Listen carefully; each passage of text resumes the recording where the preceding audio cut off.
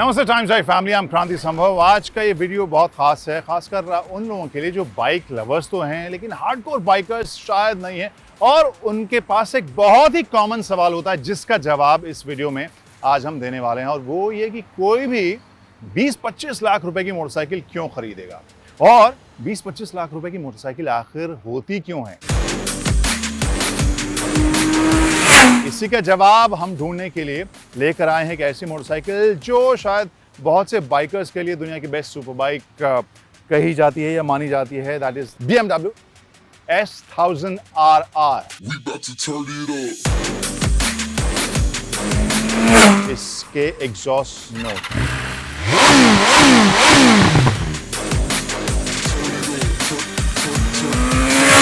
Refinement, handling और technology को अलग लेवल पे ले जाती है।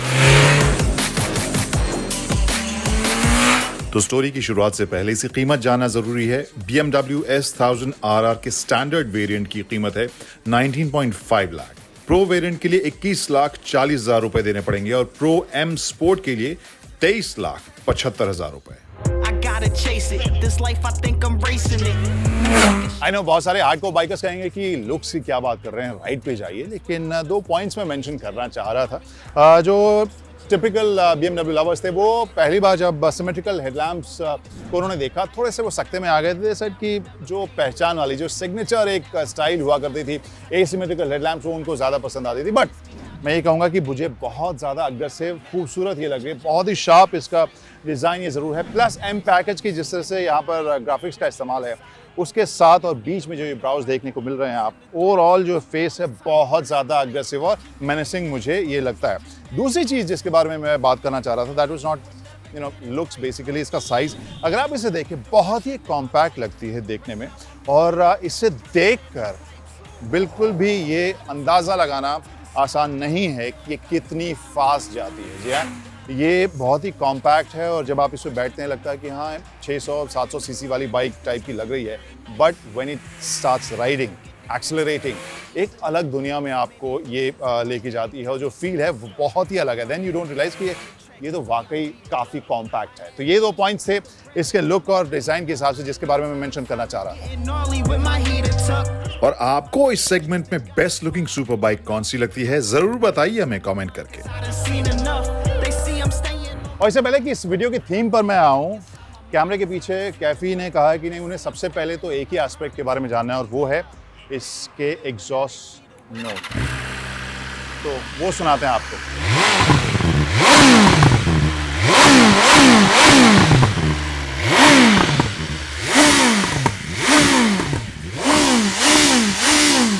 बस बस बस बस कैफी, अब राइड के वक्त हम क्या सुनाएंगे? अगर अभी सारी आवाज़ सुना दी तो ये कैसी लगी हमें बताइएगा कमेंट सेक्शन में।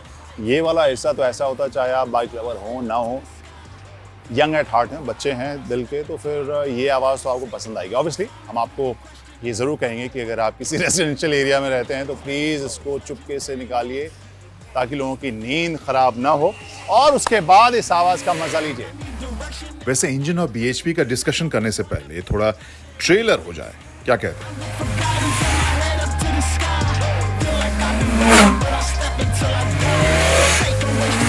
Now coming back to the theme of this story कि आखिर ये सब बाइक्स इतनी महंगी क्यों होती हैं? क्योंकि सुपर बाइक्स जो होती हैं उनका एक ही मकसद होता है लाइफ में, वो है कैसे क्विकेस्ट और फास्टेस्ट वो बने।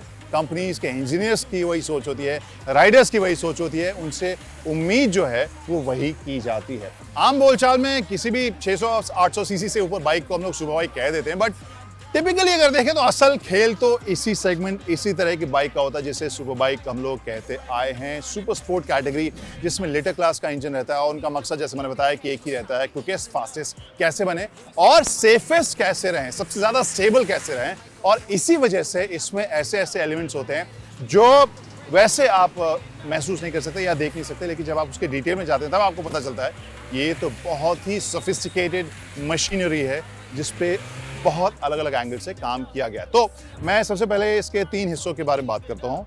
एक इंजन, एक इसकी बॉडी, जिस तरीके से इसे ज़्यादा से ज़्यादा स्टेबल बनाने के लिए इसके बॉडी में क्या कुछ एलिमेंट्स जोड़े जाते हैं, ब्रेक्स जोड़े जाते हैं, सस्पेंशन और बाकी जो फ्रेम है वो।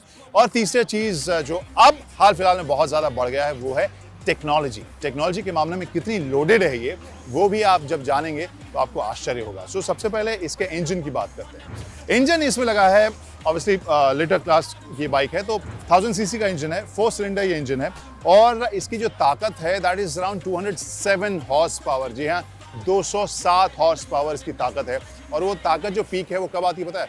13,500 आरपीएम के ऊपर। आमतौर पर हम कार्स मोटरसाइकिल्स को देखते हैं 3,000-4,000 आरपीएम के ऊपर वो चलती हैं और यहाँ पर 13,500 के ऊपर पीक पावर ये प्रोड्यूस करती है। और इसका जो रेड लाइन है वो आपको जब मैं बताऊंगा तो अगर थोड़ा बहुत आप टैकोमीटर के ऊपर आपकी नज़र होती होगी तो आपको आश्चर्य होगा कि रेड लाइन इसका ऑलमोस्ट 14,000 आरपीएम के बाद आ रहा है यहाँ पर। लुक एट दिस, यानी उसके बाद जो है वो इंजन रेव करना रुकती है, जो रेड लाइन होता है इंजन का। तो कितने हाई आरपीएम के ऊपर ये बाइक जो है वो पावर प्रोड्यूस करती है और इंजन जो है काम करता है, यू कैन इमेजिन।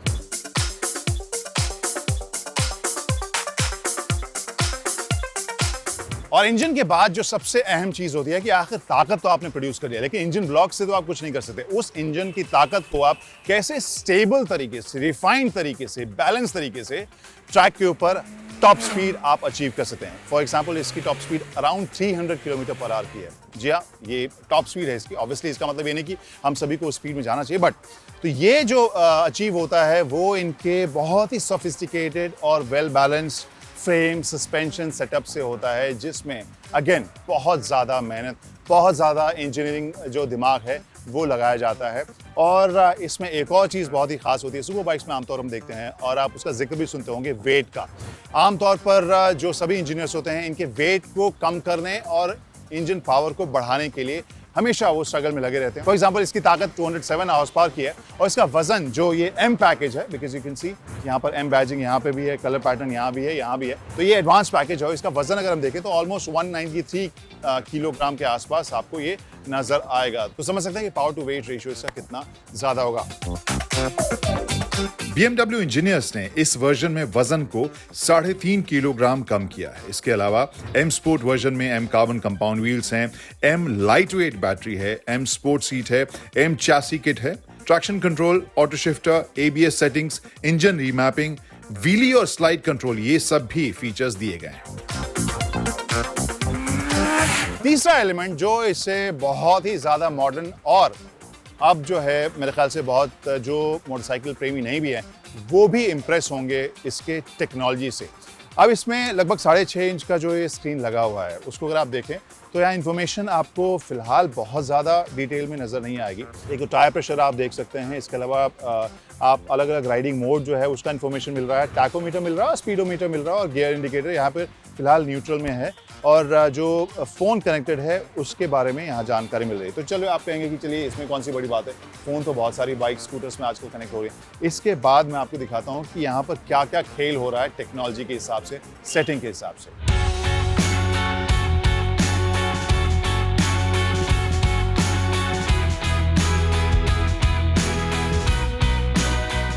एक मोटरसाइकिल है, यहाँ पर मुझे अभी ही 1 2 3 4 5 6 7 8 9 10 11 12 के आसपास मुझे यहाँ पर बटन्स और स्विचेस दिख रहे हैं और इसके अलावा भी एक सीक्रेट बटन या डायल है, उसके बारे में अभी मैं बताता हूँ। ये जो स्क्रीन है इसमें आपको जैसे मैंने बताया इन्फॉर्मेशन बहुत ज़्यादा फिलहाल नज़र नहीं आ रही है, लेकिन यहाँ मेन्यू बटन दबाइए और मेन्यू बटन के बाद आपको पता चलेगा कि यहाँ अलग अलग इन्फॉर्मेशन आ रहा है, माई व्हीकल, और इसमें आप नीचे जा रहे हैं तो इसमें जो फिलहाल इस बाइक का टेम्परेचर है, टायर प्रेशर है, बैटरी वोल्टेज है और range to empty, distance to empty जो है वो आपको यहाँ देखने को मिल रहा है। प्लस सर्विस कब करानी है उसका भी इंफॉर्मेशन आपको यहाँ पर मिलता है। अब मैं इसमें वापस जा रहा हूँ। अब ये देखिए जो सीक्रेट मैंने डायल की बात की थी वो बेसिकली आपके इस ग्रिप के साथ ही लगा हुआ कंट्रोल है, जिससे आप ऐसे लेफ्ट टू राइट करते हैं, राइट टू लेफ्ट करते हैं तो आप इस मेन्यू को control so that while riding also आपको अलग से कुछ बटन्स के लिए उंगली निकालने की ज़रूरत नहीं है। यहाँ आपके इस लेफ्ट हैंड ग्रिप के बगल में ही आपको ये रोटरी डायल दिया गया है जिससे आप वो सेलेक्ट कर सकते हैं। जैसे फिलहाल ये स्पोर्ट मोड आपको दिखा रहा है, इसको फिर मैंने मेन्यू में नीचे जब सेलेक्ट किया तो यहाँ पर ट्रैक्शन कंट्रोल, ब्रेक, इन सब की सेटिंग जो है वो आप यहाँ पर देख सकते हैं। इसके अलावा आप अगर आगे जाएंगे लैप टाइमर आपको मिलेगा, और लैप टाइमर के अलावा इससे आप रिकॉर्ड भी कर सकते हैं। यानी आप जब ट्रैक के ऊपर इसे भगा रहे होते हैं तो वहाँ पर राइडर्स का मकसद क्या होता है, अपनी लैप टाइमिंग को बेहतर करने की। उसी से पता चलेगा कि उनकी राइडिंग बेहतर हुई है कि नहीं, वो फास्ट हुए हैं कि नहीं, बाइक फास्ट है कि नहीं। तो ये लैप टाइमिंग भी आप यहाँ पर इसे रिकॉर्ड कर सकते हैं। नेविगेशन जो है उसके लिए मैंने एक ऐप डाउनलोड किया है इस BMW का, और वहाँ पे बहुत सारी इन्फॉर्मेशन भी मिल रहे हैं, plus you can actually load the maps where you want to go, वो भी आपको मिल रहा है। फिर मैं वापस जाता हूँ, देन यू हैव मीडिया। अब मीडिया में सीन ये है कि आप के पास अगर हेलमेट, जो ब्लूटूथ कनेक्टिविटी वाला हेलमेट है वो भी बाय द वे है, 2 हेलमेट आप और फ़ोन, आप 3 चीज़ें इससे ब्लूटूथ से कनेक्ट कर सकते हैं। तो ये सभी इन्फॉर्मेशन आपको इस स्क्रीन पे मिल रहा है, जिसे आप कंट्रोल कर सकते हैं इस रोटरी डायल से। और इसके अलावा यहाँ पर आप अगर देखें एक अलग सा बटन है, क्रूज कंट्रोल भी आप इसमें सेट कर सकते हैं। जी हाँ, this bike has cruise control as well. फिर यहाँ पर एक अलग से बटन आपको मिलेगा ट्रैक्शन कंट्रोल का। राइट साइड में अगर देखें तो राइट साइड में एक बहुत ही इंटरेस्टिंग, एक तो बहुत ही यूजफुल चीज़ है ऑब्वियसली व्हाइल राइडिंग, मोड है। मोड को आप यहीं से सीधा रोड, डायनामिक, रेस या फिर रेन, ये 4 राइडिंग मोड आपको मिलते हैं, and you can shift via this button only. So it has obviously mode लिखा हुआ तो आप समझ सकते हैं। इसके अलावा जो इंडियन कंडीशन में I am not so sure कि कितना काम आएगा, हार्डली, वो है हीटेड ग्रिप्स। उसके ऊपर आप एक बटन देखें जिससे कि ये जो ग्रिप्स हैं उसे आप, बिकॉज अगर यूरोपियन या किसी भी ठंडी जगह के ऊपर आप राइड कर रहे हैं, ये ग्रिप अगर ठंडे हैं तो फिर आप के हाथ बिल्कुल सुन्न पड़ जाएंगे। सो यहाँ पर इन ग्रिप्स को भी हीट करने का यहाँ पर ऑप्शन दिया गया है। तो आप समझ सकते हैं कि केवल इतनी सी जगह पे इतने सारे टेक्नोलॉजी की बात है। इसके अलावा क्या खास है उसके बारे में भी अब आपको बताते हैं।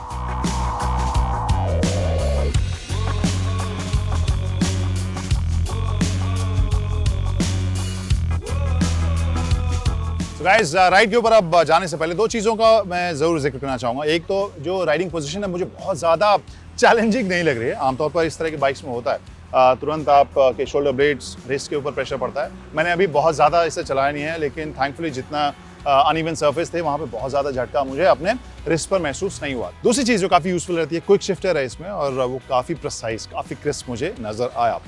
अब चलते हैं इसकी राइड पर, लेकिन इन केस आप ये उम्मीद कर रहे हैं कि मैं कोई बहुत ज़्यादा लैंड स्पीड रिकॉर्ड तोड़ने वाला हूं, तो वो मैं नहीं करूंगा। जैसे मैंने कहा कि हम लोग इसे ट्रैक के ऊपर लेके नहीं जा रहे हैं, लेकिन हाँ 0 to 100 टाइप के एक्सेलरेशन से ज़रूर आपको रूबरू करवाऊंगा, और ये समझने की कोशिश करेंगे कि आखिर ये कितनी एक्साइटिंग है और कितनी ज़्यादा एक्साइटिंग है। Let's go. You like to party like they do in California. Don't be shy, we can put a hurtin' on ya. I'll bring a party that rocks your body, and I'll make it. You better ask somebody. 1000 RR ride में सबसे impressive element लगता है refined और consistent performance. कुछ घंटों की ride में मैंने जितनी बार भी इसे एक्सेलरेट किया, ब्रेक किया, जितने गियर्स बदले, जिस भी हाई आरपीएम पर ले गया, रिफाइनमेंट की क्वालिटी और परफॉर्मेंस में कोई फर्क नहीं लगा। इसकी हैंडलिंग और ग्रिप की काबिलियत में भी कोई शक नहीं होगा। इंटरेस्टिंग बात यह है कि एक्सट्रीम स्पीड पर तो ये इंप्रेस करती है, स्लो ट्रैफिक में भी इसने स्ट्रगल नहीं किया। हाँ, मेरे शोल्डर्स और रिस्ट ने थोड़ा सा स्ट्रगल करना शुरू कर दिया था, और तुरंत लगने लगा कि स्पीड पकड़ी जाए। यानी कुल मिलाकर BMW S 1000 RR super bike category में रिफाइनमेंट, हैंडलिंग और टेक्नोलॉजी को अलग लेवल पे ले जाती है। और आपके पास अगर ऐसा बजट है और हाँ रेस ट्रैक का लगातार एक्सेस है, तो और किसी ऑप्शन पर शायद ही नजर डालने की जरूरत है।